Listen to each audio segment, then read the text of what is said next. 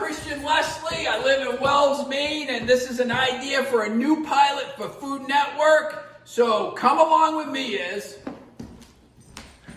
So you get home from a day of work and you don't know what you're going to have for dinner. Everybody's like it. All these food channels, they get all this food out and they like have this beautiful food and they prep it up and they make everything look awesome. That's not like my house. So what happens is I come home, I'm like, what the hell am I gonna have for dinner tonight, right?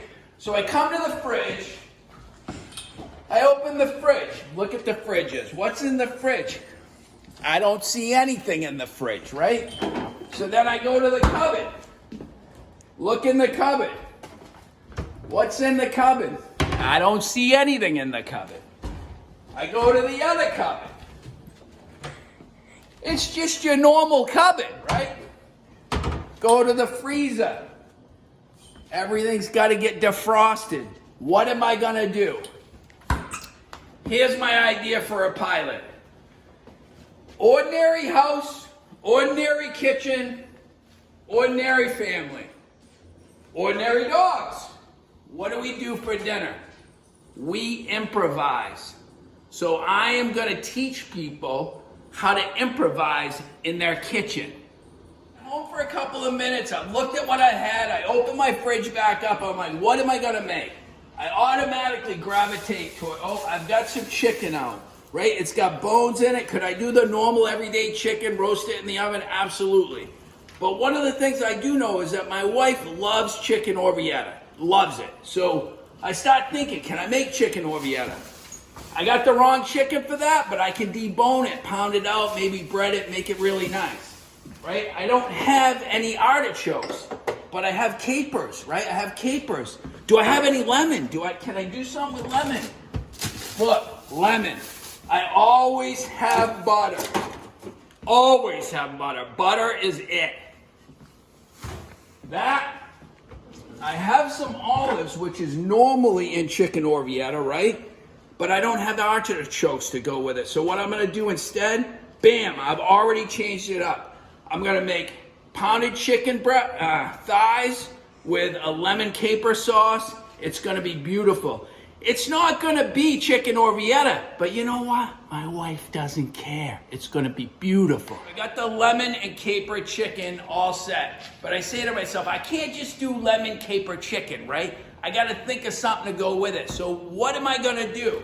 So I'm going to come over to the cupboard, and I always have pasta on hand. If you guys don't have pasta in your house, I've got a 10-year-old and a 12-year-old. You always have to have pasta on hand. So I think to myself, angel hair. What can I have with angel hair, right? Always, it's simple. Garlic butter sauce, toss it up, cook it in a pan. Comes out perfect. The other thing I wanted to say is if you don't have garlic on hand, you're losing it. Garlic is a must in a house. Garlic and onion, salt and pepper, a little bit of butter. Always butter. Butter is good. And a little bit of lemon, toss it in a pan. Next thing you know, you got a nice angel hair pasta that's going to accompany the, what are we having? Chicken orvietta? Chicken orvietta? No, we're having chicken with capers in a lemon butter sauce with garlic pasta. And you know what? This thing's been sitting on my counter. This has been on my counter for a week and a half. Today, I'm going to roast it up with this dish. It's going to be unbelievable. All right, so I'm back. So what I've been doing is I've been prepping stuff along the way, right? So basically, I have the chicken all deboned and floured with a little bit of cornmeal. I add a little bit of cornmeal just to add a little bit of crunch when I cook it. There's no other batter on here except for flour and cornmeal. I just dredged it lightly. That way, the oil doesn't get soaked into the chicken. Another tip, while you're seasoning, season before. Don't add the seasoning to your mix because you don't get much of your mix on here. You get much more when you apply it directly to the meat.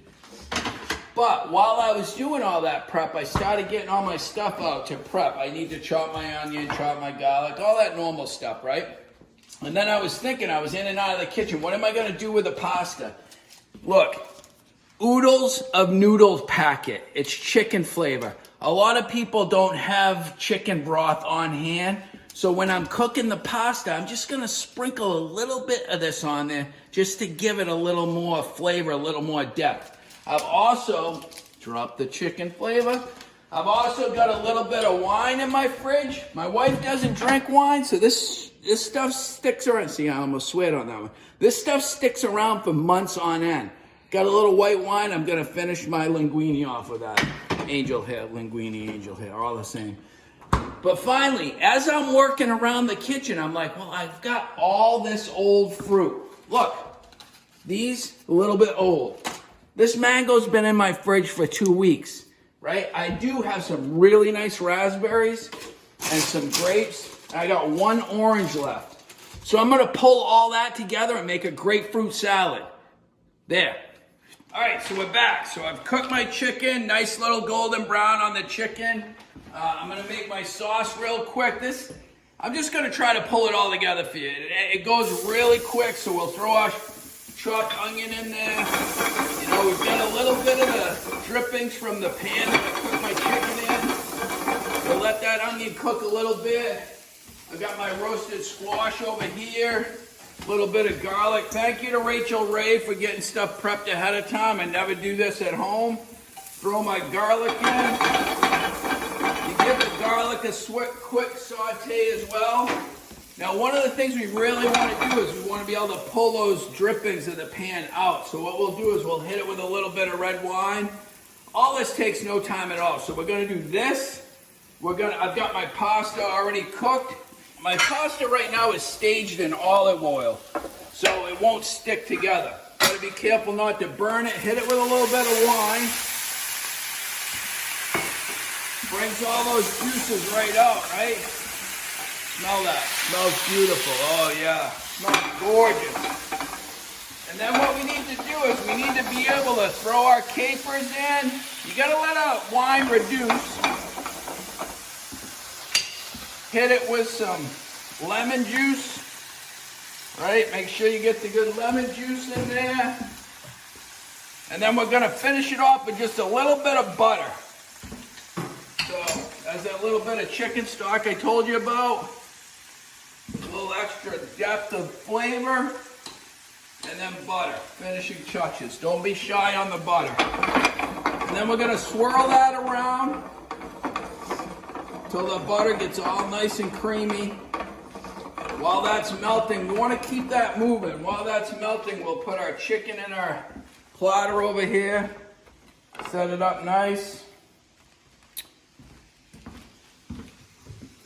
Wash our hands, always wash our hands.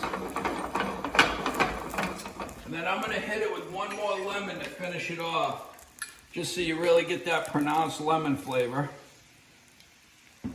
And then we're going to take all these drippings right here. Watch what we're going to do. We're just going to ladle it right over that chicken. Right? Beautiful. For the pasta, we're going to do the same thing. See, we've got our pan. We've got all our drippings in there. Come on, I'm out of olive oil. Same thing with the pasta. We'll go through the same process with the pasta. A little garlic, a little onion. These are tomatoes that I had on the counter. These are tomatoes I had on the counter, right? You wouldn't normally serve these. Look, they're all wrinkly and stuff. I'm going to throw them in the dish. It's going to come out perfect. Nobody's ever going to do. Same thing. We want that all to meld in. We're going to take our pasta at the end. Throw our pasta in there. We got to let this cook a little. So we've got the pasta all ready to go. So we take our pasta. It's been sitting. Toss it in our stuff. At home, you can just move this stuff around. You don't have to worry about much.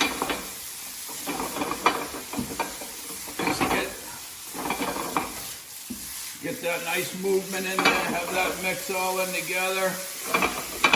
And then you want to hit it with a little bit of lemon juice, which I'm out of. And then maybe a little bit of crushed red pepper. A little crushed red pepper on there. So I don't have any fresh herbs. This would be a great time that somebody would say, hey, break out the fresh herbs, throw it in there. Who has fresh herbs at their house? No one. So what we've done is a whole meal without fresh herbs. I'm looking at this pasta, it's a little dry. So what I'm gonna do is I'm gonna throw it right in the same plate, and it's gonna get all that good juices that are already in there, and we can absorb some of that in that pasta.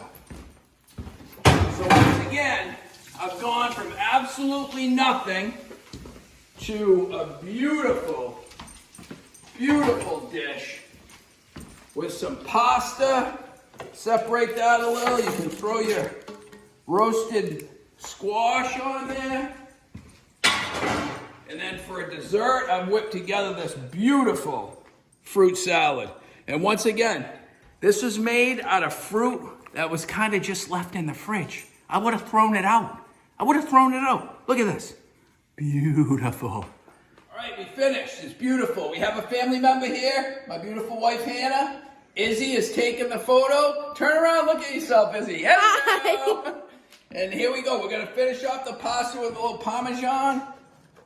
Just a little bit of Parmesan, bring a little zap to it. And then finally, fruit salad. Now, if it was my kids, 10 and 12, I'd bring out the Ready Whip, Cool Whip. Now, if it was my wife, beautiful 45-year-old, I'd make homemade whipped cream. Ta-da, finished. So this is what happens, really. After the filming, this is what's going on. Look at these people. Like, that's what they do. Like, they were all stiff and rigid during the filming, but now they're freaking choking it all back. Crazy. Say hello, people. Come on. Hi.